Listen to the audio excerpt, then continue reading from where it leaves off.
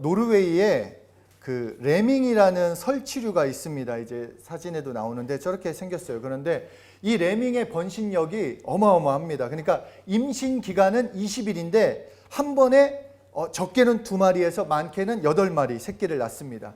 근데 이 레밍이 유명해진 것은 단순히 이런 번식력 때문이 아니라 3년에서 3, 4년 주기로 바다에 뛰어들어, 집단으로 뛰어들어서 집단 자살하는 그것으로 유명한데 적게는 수천 마리, 많게는 수만 마리가 바다로 뛰어든다라는 것입니다.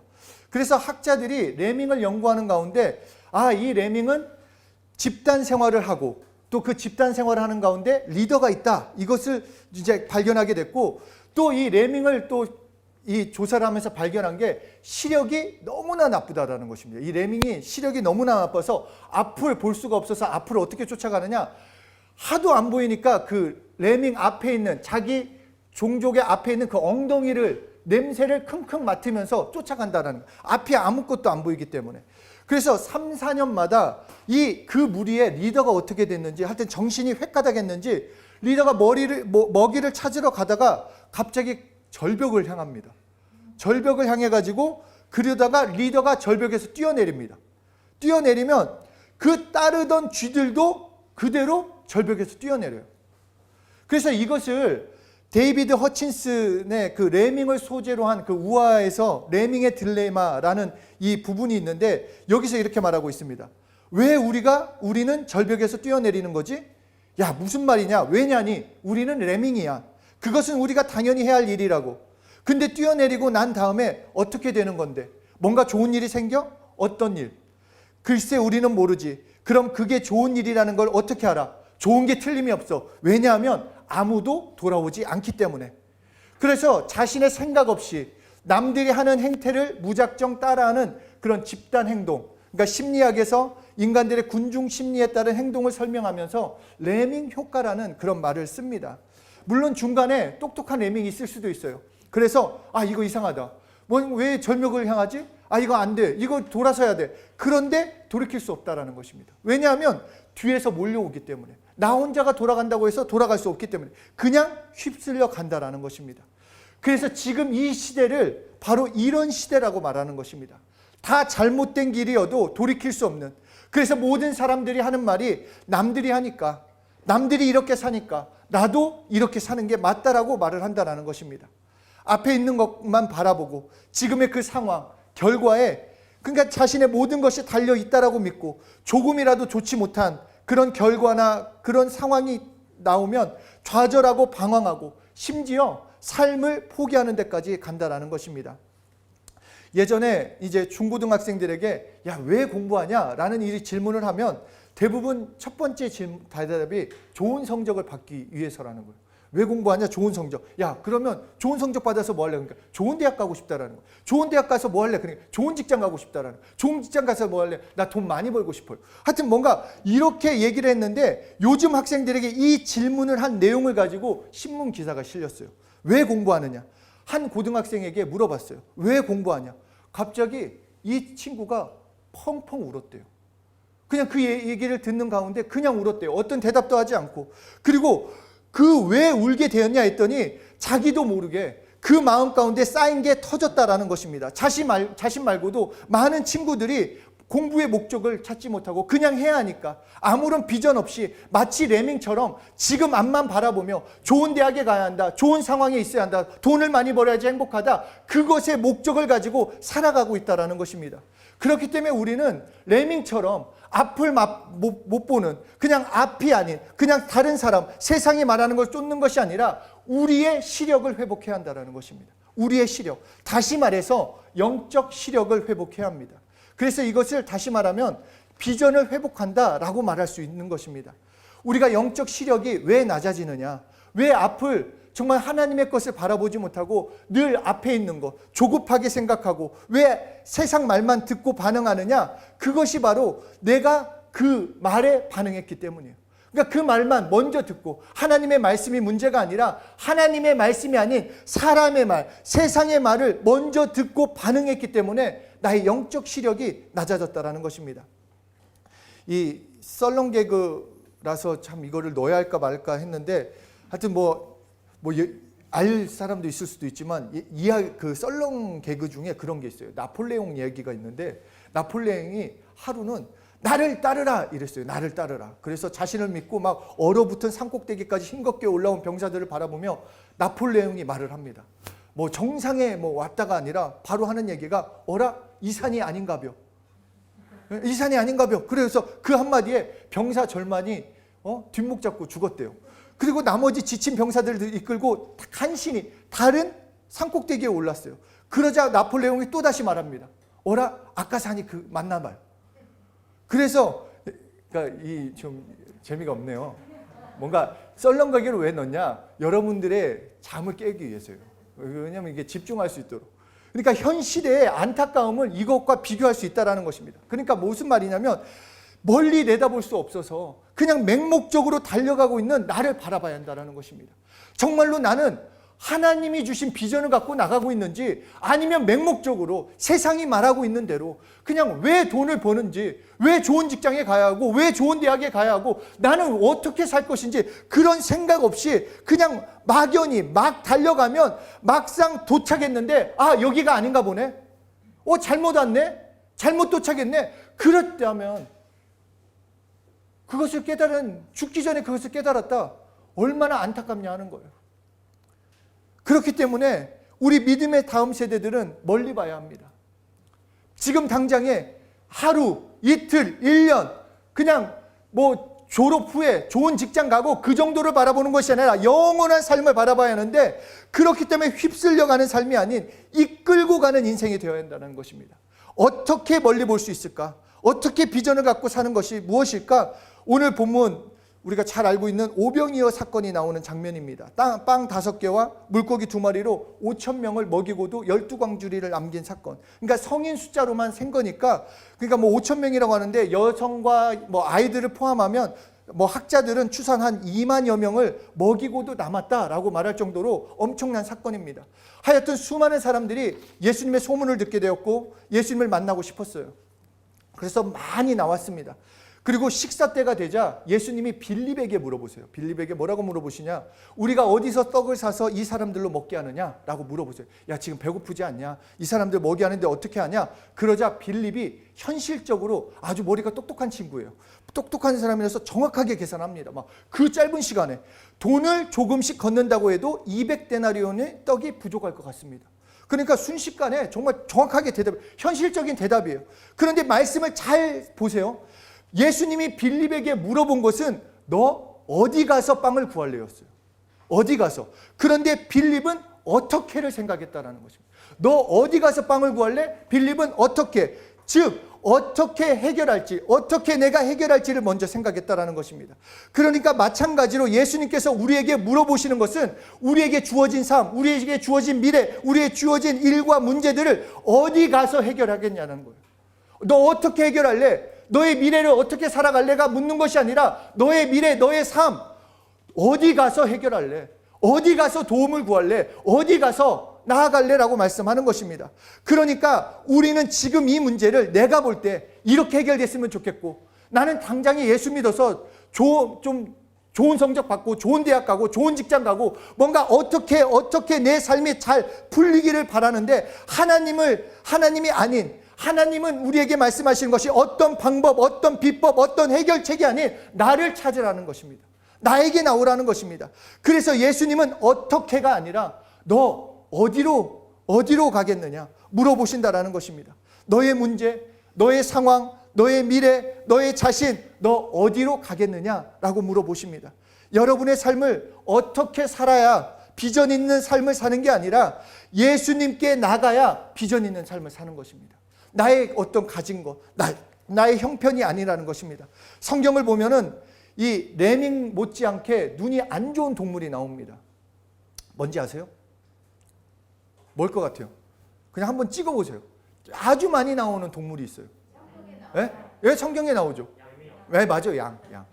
양이 엄청 많이 나와요. 그리고 우리를 양으로 엄청 표현하고 계세요. 근데 양도 레밍 못지않게 시력이 너무너무 나빠요. 시력이 너무너무 나쁘고 그래서 이 시력이 너무 나빠서 스스로 못 가요. 스스로 못 가고 혹여라도 대열에서 만약에 이탈된다 그러면 죽는 거예요. 아무렇게 할 수도. 그래서 양에게는 목자가 절대적으로 필요합니다.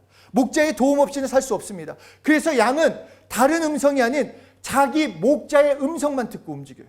자기 목자의 음성. 그래서 그 가는 곳이 평탄하건 비탈길이건 시원한 길이건 아니건 그것과 상관없어요. 내 목자가 부르는 곳, 내 목자가 말하는 곳, 그것을 따라가면 그 푸른 초장과 쉴 만한 물가로 인도해 준다는 것을 확실히 알고 있다는 것입니다.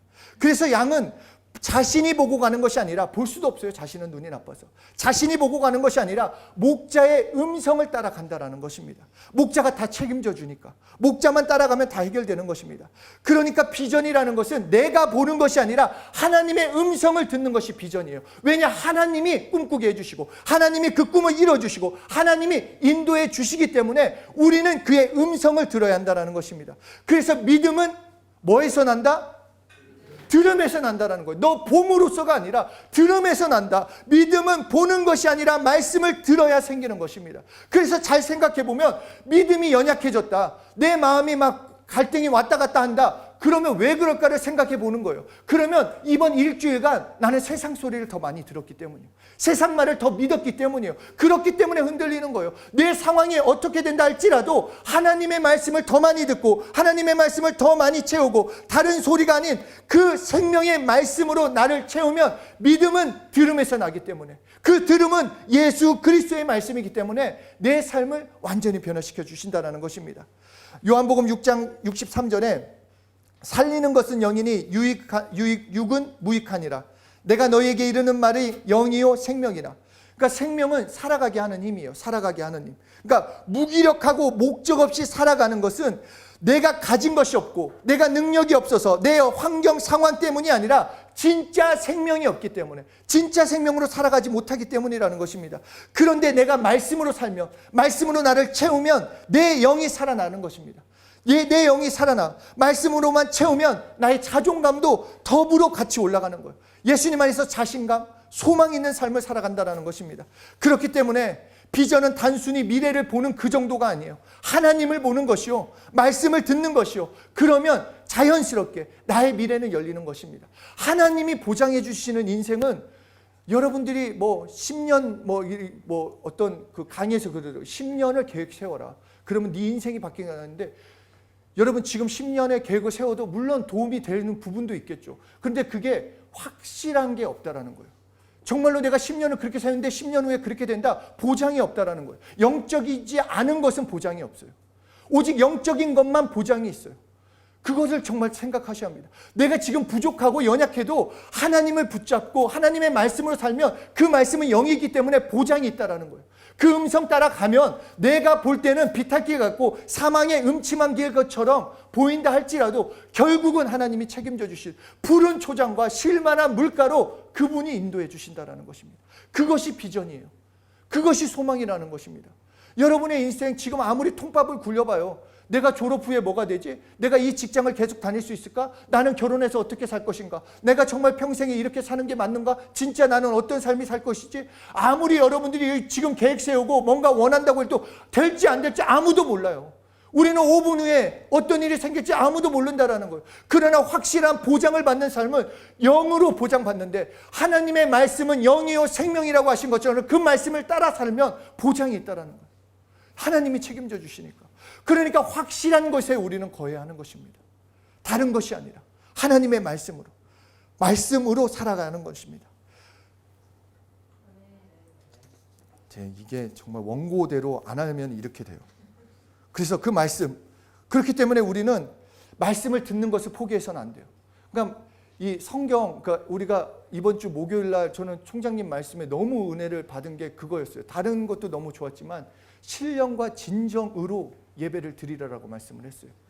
신령은 바로 성령으로, 성령님을 의지하며 기도하는 거예요. 예배 드리는 거예요. 그렇기 때문에 언제 어디서나 예배 드릴 수 있어요. 내가 정말 영상으로, 너 피치 못하게 영상으로 드릴 때도 성령님을 의지해서 예배 드릴 수 있다는 거예요.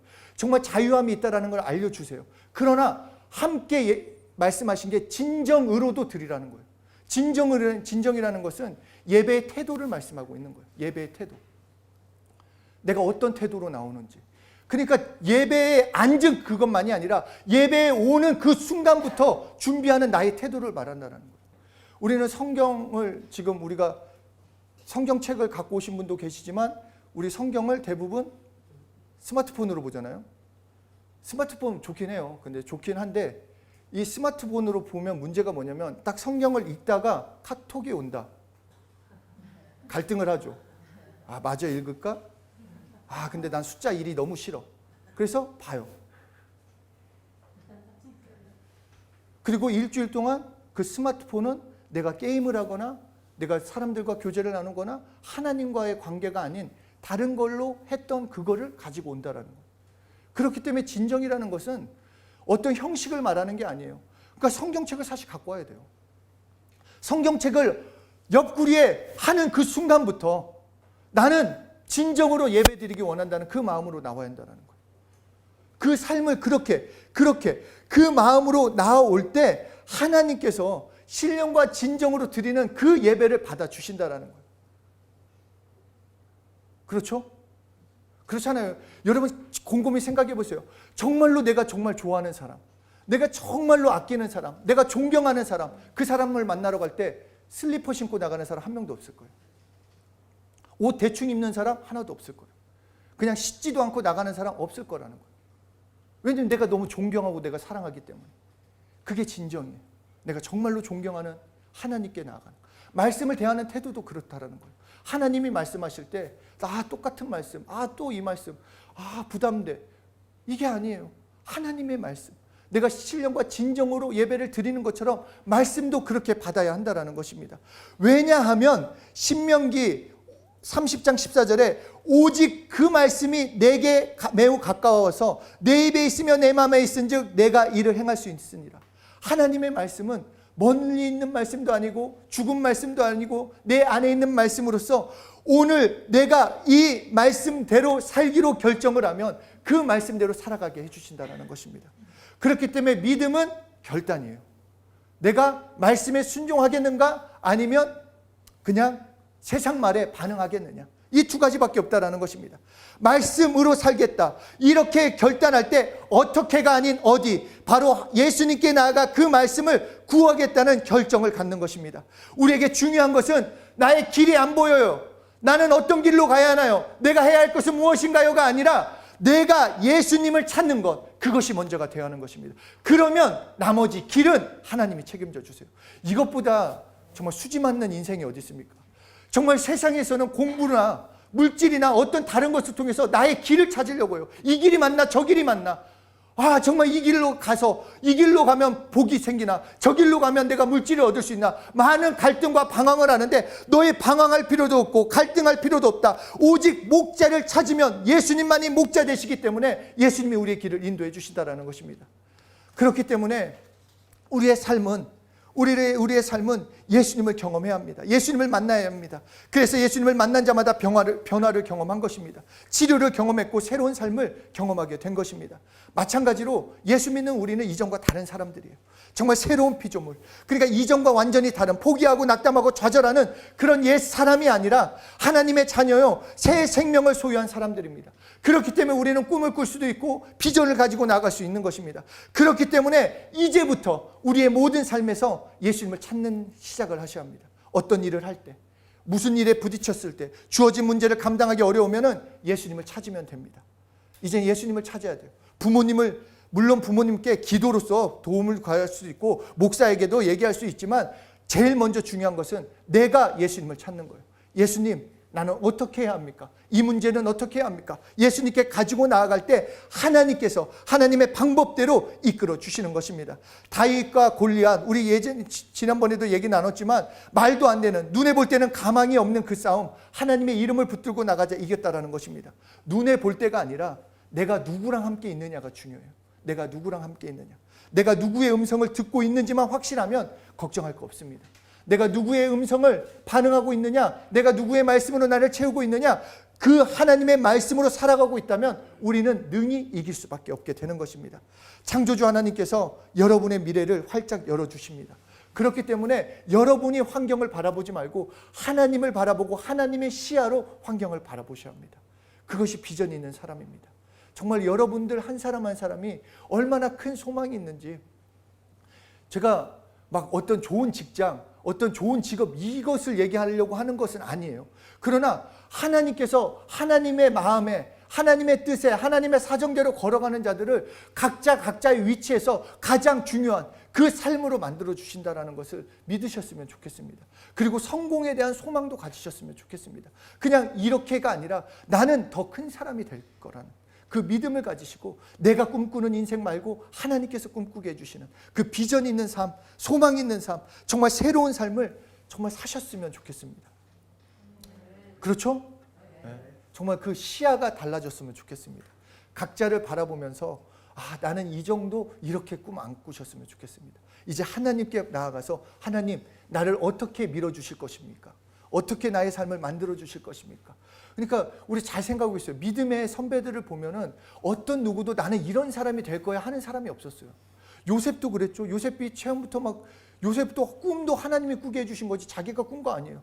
그리고 총리 하나님이 시켜주셔요. 다윗도 마찬가지예요. 다윗은 목동이었어요. 10대 때 그냥 양 무리 이렇게 치고 그런 거였어요. 아무도 알아보지도 않은 아빠가 이새가 잊어버릴 정도로 진짜 얘가 있었나 할 정도로 정말 존재감이 없었던 그 다윗이 하나님의 꿈을 갖고 하나님이 밀어주시자 왕이 됐다라는 거예요. 그러니까 위치라는 것, 상황이라는 것 하나님이 밀어주시면 달라지는 인생이 됩니다. 그렇기 때문에 하나님만을 바라보고 하나님의 말씀을 듣고 하나님만을 신뢰하고 나아갑시다. 내가 들리는 소리, 내가 보이는 거에 반응할 필요 없어요. 걱정하지 마세요. 두려워하지 마세요. 염려하지 마세요. 그 염려할 시간에 하나님을 바라보고 하나님을 신뢰하고 그 말씀으로 나를 채우면 나에게 주신 하나님의 비전이 무엇인지 깨닫게 되는 것입니다. 믿습니까? 네. 정말 믿으셔야 돼요. 제 말이 아니라 하나님이 오늘 여러분들에게 하시는 말씀으로 받으셔야 돼요. 그래도 나는 안 될 거야. 정말 그런 사람은 이따가 남으셔요. 저거랑 좀 면담을 하고 가셔야 돼요. 정말 맞습니다 할 때까지 남았다가 저랑 얘기하고 가셔야 돼요. 정말 여러분의 인생은 하나님이 책임져 주는 인생이에요. 그러면 내 인생을 귀하게 여기고 내 인생에서 내가 정말로 이 인생을 그냥 헛되이 보낼 수 없다는 거예요. 이 인생 이 정도로 만족할 수 없어요, 여러분. 나는 이 정도 아니에요. 정말 하나님이 밀어주시는 인생이라면 달라져야 합니다. 하나님만을 더 신뢰하고 의지하며 나아갑시다. 기대합시다. 매일매일을 기대합시다. 내일 월요일인데 학교, 직장 이러지 말고 내일 하루 앞으로의 나의 미래를 어떻게 인도하실까 오히려 기대합시다. 저도 마찬가지예요. 내일 공부가 너무 어렵더라고요. 레포트는 계속 내려요. 내가 왜 했을까? 내가 이거 한다고 해서 뭐가 이게 달라지고 이런 마음이 있어요, 솔직히. 그래서 그런 걸 보면서 이 공부하는 우리 친구들 대단하다. 우리 직장 나가는 친구들 돈 버는 거 힘들지? 막 여러 생각이 드는데 어쩝니까? 우리가 육신의 몸을 입고 이 땅에 거하는데, 그러나 중요한 것은 나의 인생을 내가 책임지는 것이 아니라 하나님이 책임져 주시기 때문에 기대합시다. 소망합시다. 그래서 어려움이 찾아올 때 어떻게가 아니라 어떻게 이 문제를 해결할 수 있을까요? 묻는 것이 아니라 예수님께 나아가 나 나왔습니다. 나 이런 상황 가운데 나왔습니다. 어디로 나오라고 하셨기 때문에 나는 예수님께 나왔습니다. 해서 오병이어의 하나님의 역사하심을, 내 인생 가운데 하나님의 일하심을 경험하시는 귀한 한 분 한 분 되시길 예수 이름으로 축복합니다.